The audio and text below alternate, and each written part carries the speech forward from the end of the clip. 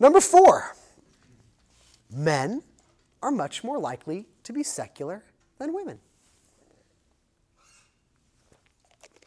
If there's one thing we know in the sociological study of religion and irreligion, on every known study, in every known country, for every religion, for every measure, whether you're measuring belief, participation, activities, whatever, on every known study, in every country, every race, class, ethnicity, whatever, men tend to be less religious than women. And I said say tend to be because it's not that every man is secular and every woman is religious, but the average is so consistent.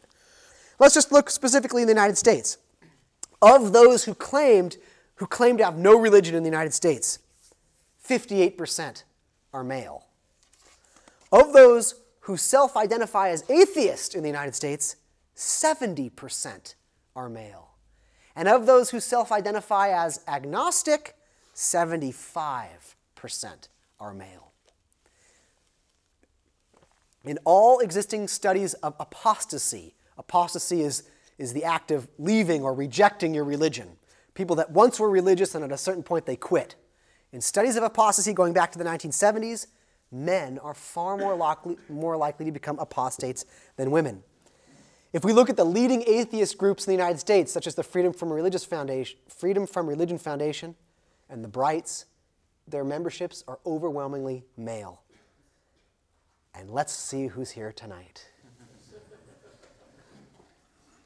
I'm going to count, if I'm correct, 1, 2, 3, 4 females. And Margaret, you don't count because you're just here to see me. And the others are not here to see you? Well, I mean, we're just, yeah, okay. Fair enough. So something's going on. Number 5. Jews, and I'm not just saying this because I'm Jewish, are much more likely to be secular than members of any other religious tradition, overwhelmingly. In fact, we often talk about rates of religiosity by using countries as our criteria. Why? Countries are not always the best segments of dividing up humanity. In many countries, there are different tribal ethnicities that transcend the geographic political designation of a country, right? If we just take away the national boundaries, it's arguably that Jews as a people are the least religious people on the planet. Well, Scandinavians too. 3,000 years ago or even 300 years ago, Jews were extremely religious, fundamentalists. Worship of God was at the center of their entire civilization wherever they happened to live. Deeply religious observations, daily, weekly, constant. And then something happened in the 1800s. Jews call it, in Hebrew, the Haskalah. My dad in Yiddish said Haskoila. It's basically what we call the Enlightenment in Jewish history. Jews began to let go of religious faith and embrace reason and science and literature and poetry and the arts. And today, Jews constitute perhaps, again, one of the most secular people in the Western world. As one professor, Benjamin Beit Halhami, has noted, modern Jews are highly secularized, scoring low on every measure of religious belief and participation in every known study. Something's going on there. It implies a couple things. It implies that secularization is certainly possible for huge populations, that you can have a people that were fundamentalists, and then in a matter of 3, 4, 5 generations became extremely secular. So it can happen. And we don't know why. And why do some religions not go through this process of enlightenment? Number 6, secularity is strongly correlated with educational achievement and intellectuality, to use a word, intellectual orientation. A lot of the research on apostasy found this as well. Who were apostates? They tended to be people that described themselves as being intellectuals, liking to read, liking to study, liking to learn, liking to question. For example, in the United States, 27% of Americans graduate from college, but 42% of Americans who have no religion graduated from college. So that's a real overrepresentation there. Secular people score higher than religious people on tests of verbal ability, on verbal sophistication, and even scientific proficiency. Now, again, these are just averages. There are some very, very unintelligent atheists, and there are some brilliant, brilliant believers. But the overall averages are clear. The higher one goes in their education, the lower tends to be their religious belief, and this intellectual orientation is heavily correlated with secularity. And it's one of my hypotheses for my studies when I'm looking at non-formators in Denmark. I'm surveying 8th graders in Denmark, the confirmators and the non-formators, both. I'm asking them very similar questions to see the differences. But one of my hypotheses came from the priests I spoke to. When I was preparing my survey, I wanted to know, okay, what are the theories here? My theories were, well, probably the ones that don't confirmate, they come from secular families. They come from Copenhagen, the parents are like the Beatles in the 60s, and they vote Social Democrat or SF or Enhedslisten, and they're not members of the folk church, and so the kids don't go through confirmation. And that was my main hypothesis, or it's educational attainment. But when I talked to the priests, they said, no, I've been doing this for years. I've confirmated class after class. It's not that at all. None of the parents are very religious. None of the parents teach their kids about religion. The difference is it's the thoughtful ones that choose not to go through confirmation. I said, well, what do you mean? He goes, it's the ones that really think about it, the ones that take what I'm saying seriously, the ones that want to speak to me one-on-one and really talk about it. Those are the ones that I know are probably going to end up saying, well, I just don't believe this, and I'm not going to do it. And he said, so I asked questions of my, it's 8th graders, but I asked them, how much time they spend reading outside of class, what kind of things they do with their free time, and I'm trying to see if there is, it's hard to, what is being intellectual, what is being thoughtful? These are hard concepts to operationalize, but I'm trying. And it's an interesting hypothesis. I haven't gotten all my results yet back. We'll find out. One kid said to me, in a class I'm teaching at Aarhus, I'm a non-formator. I said, well, why did you non-formate? He goes, well, I went to talk to the priest, and he told me he didn't believe in any of it either, so why did I? I'm telling you, you have it really good here. Don't tinker too much. Okay, well, it's up to you. This was really fun. About 3 or 4 weeks ago, you can look it up on Google, there was a huge national survey, and this made all the newspapers, national survey of what Americans even know about religion. What knowledge do they have about religion? Different religions, important dates in religious history, the meaning of certain holidays, parts of the Bible, etc., etc.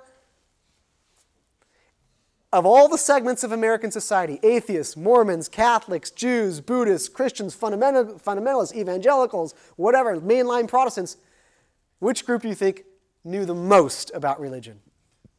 The atheists. That would be different here in Denmark. But still, there is something about a correlation, just a correlation. Come to my dismay, I got an email a few months ago from a Dane who said you might be interested in this, and attached were 2 articles written by a guy named Helmut Nyborg. And he claimed in these research articles that innate intelligence, in fact, is the only determinant of atheism, and atheists are just so much smarter than everybody else. Are you familiar with this work? I thought it was a bit extreme and a little bit uni-oriented. I don't know how to explain it. But it's interesting. Other researchers are looking at his intelligence as a correlate of secularity. Makes me a little uncomfortable as a sociologist, but there may be something there. Number 7. And again, this is something I have to argue about in the United States with my mother-in-law. I don't have to do so much here in Denmark. I mean, you have to understand, people. In the United States, you probably know this, but about 68% of Americans believe that the devil is real, and only about 40% believe that evolution is real. It's a really different country. More people believe in the devil in the United States than in evolution. It's a trip. I got good stories about it if you like. Well, you've all been there, you know. Okay. This point is really important if I were at Thanksgiving tonight at my in-laws' house, this is what I would have to be arguing about. But fortunately, I'm in Denmark. And I hope we have some beer tonight, Hans. Okay, good. Number 7, secular people tend to be more ethical and moral than religious people.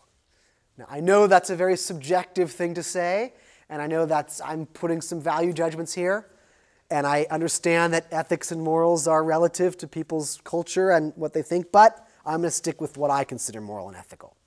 Take, for example, the death penalty. I don't know why, but somehow I just think that's wrong.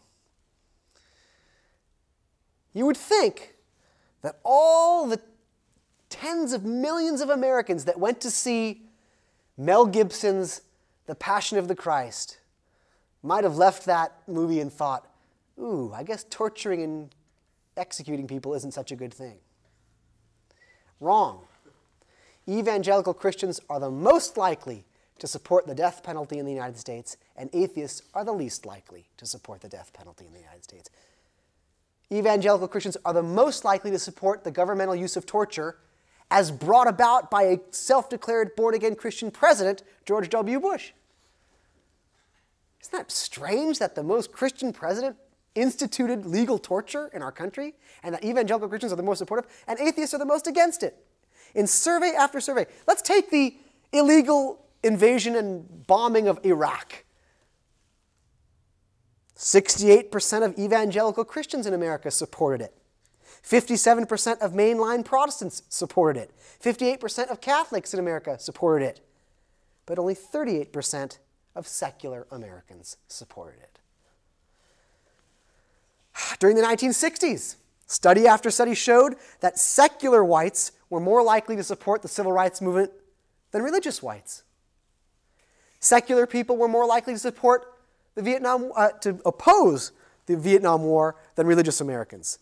Secular people are more likely to support women's rights and homosexual rights than religious Americans, to support stem cell research. In these psychological studies that measure racism, secular people come out as less racist than religious people. Global warming, religious people are more, how can I put this? They doubt that it's happening and they're against measures to stop it, whereas the atheists are the most in favor of stopping it. Secular people are less nationalistic than religious people. Secular people are less ethnocentric than religious people. Corporal punishment of kids.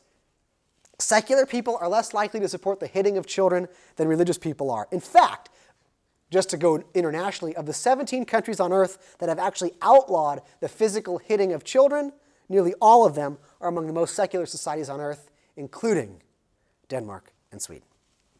And if we simply look at America's bulging prisons, atheists are significantly underrepresented, constituting less than half of 1%.